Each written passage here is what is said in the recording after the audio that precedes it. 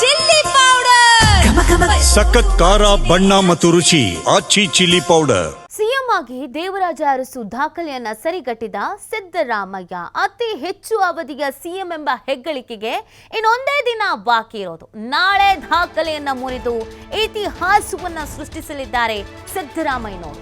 ಕರ್ನಾಟಕದ ಅತಿ ಸುದೀರ್ಘ ಅವಧಿಯ ಸಿಎಂ ಎಂಬ ಇತಿಹಾಸ ಸೃಷ್ಟಿಸ್ತಾ ಇದ್ದಾರೆ. ಈಗಾಗಲೇ ಅತಿ ಹೆಚ್ಚು ಬಜೆಟ್ ಅನ್ನ ಮಂಡಿಸಿರುವಂತ ಸಿಎಂ ಸಿದ್ದರಾಮಯ್ಯನವರು ಅನ್ನುವಂತ ಹೆಗ್ಗಳಿಕೆ ಆಲ್ರೆಡಿ ಅವರ ಹೆಗಲಿಗಿದೆ. ಇದೀಗ ಸಿಎಂ ಆಗಿ ಅತಿ ಹೆಚ್ಚು ಅವಧಿಗೆ ಸೇವೆ ಸಲ್ಲಿಸಿದ ಕೀರ್ತಿ ಕೂಡ ಅವರಿಗೆ ಸಲ್ಲುತ್ತೆ. ಅಹಿಂದ ನಾಯಕ ಸಿದ್ದರಾಮಯ್ಯನವರ ಸಾಧನೆಗೆ ಇದೀಗ ಹೊಸ ಗರಿ ಒಂದು ಸೇರ್ಪಡೆ ಆಗಿರೋದು. ಸಿದ್ದರಾಮಯ್ಯನವರು ಸಿಎಂ ಆಗಿ ಇವತ್ತಿಗೆ 2792 ದಿನಗಳು ಪೂರ್ಣ ಆಗಿದೆ. ಈ ಮುಖಾಂತರವಾಗಿ ದೇವರಾಜ ಅರಸು ದಾಖಲೆಯನ್ನ ಸರಿಗಟ್ತಾ ಇದ್ದಾರೆ ಸಿದ್ದರಾಮಯ್ಯನವರು. 7 ವರ್ಷ 7 ತಿಂಗಳು 20 ದಿನ ಸಿಎಂ ಆಗಿದ್ರು ದೇವರಾಜ ಅರಸು ಅವರು. ಅರಸು ಅವರ ಬಳಿಕ ಪೂರ್ಣಾವಧಿಯ ಸಿಎಂ ಆಗಿದ್ದು ಸಿದ್ದರಾಮಯ್ಯನವರು ಒಬ್ಬರೇನೆ. ಇದೀಗ ದೇವರಾಜು ಅರಸು ದಾಖಲೆಯನ್ನ ಸರಿಗಟ್ತಾ ಇರೋದು ಸಿದ್ದರಾಮಯ್ಯನವರು. ನಿಜವಾಗ್ಲೂ ಕೂಡ ಇದು ಹೆಮ್ಮೆ ಪಡುವಂತ ವಿಚಾರ.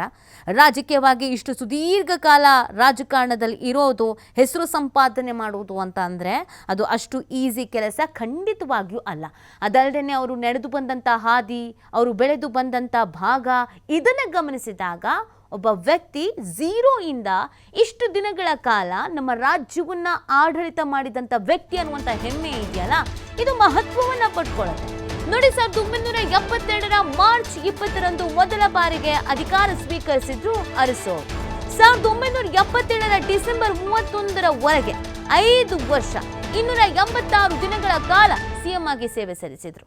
ಬಳಿಕ 1978ರ ಫೆಬ್ರವರಿ 28ರಂದು 1980ರ ಜನವರಿ 12ರವರೆಗೆ 1 ವರ್ಷ 318 ದಿನ ಸೇವೆ ಸಲ್ಲಿಸಿದ್ದಾರೆ.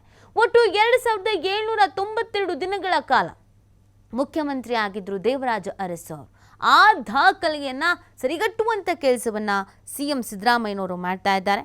ಇದಕ್ಕೆ ಅವರ ಅಭಿಮಾನಿಗಳಿಗೂ ಕೂಡ ಹರ್ಷ ಇದೆ. ಅವರ ಅಭಿಮಾನಿಗಳು ಕೂಡ ಸಂಭ್ರಮ ವ್ಯಕ್ತಪಡಿಸುವಂಥ ಸಮಯ ಇದು. ಯಾಕಂದರೆ ಮುಖ್ಯಮಂತ್ರಿ